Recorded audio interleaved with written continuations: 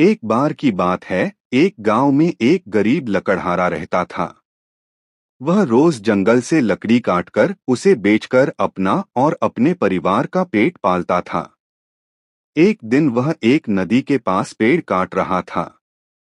अचानक उसकी कुल्हाड़ी फिसलकर नदी में गिर गई। नदी गहरी थी और लकड़हारे की कुल्हाड़ी पानी में डूब गई।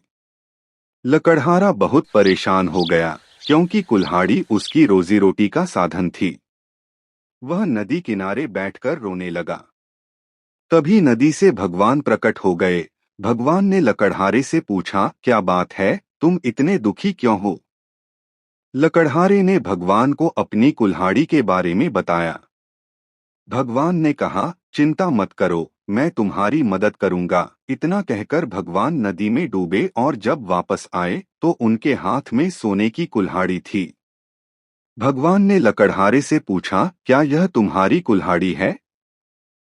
लकड़हारे ने ईमानदारी से कहा, नहीं भगवान, यह मेरी कुल्हाड़ी नहीं है।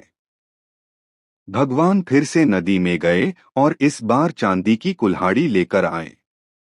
उन्होंने फिर पूछा, क्या यह तुम्हारी कुल्हाड़ी है? लकड़हारे ने फिर कहा, नहीं भगवान, यह भी मेरी कुल्हाड़ी नहीं है।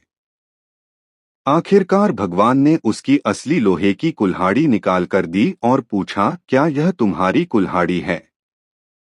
लकड़हारे ने खुशी से कहा, हाँ भगवान, यह मेरी ही कुल्हाड़ी है। भगवान उसकी ईमानदारी से बहुत प्रसन्न हुए और उसे सोने और चांदी की कुल्हाड़ी भी इनाम में दे दी। लकड़हारा अपनी कुल्हाड़ियां लेकर खुशी खुशी घर लौट आया। शिक्षा, ईमानदारी से हमेशा हमें फायदा होता है, चाहे परिस्थिति कैसी भी हो।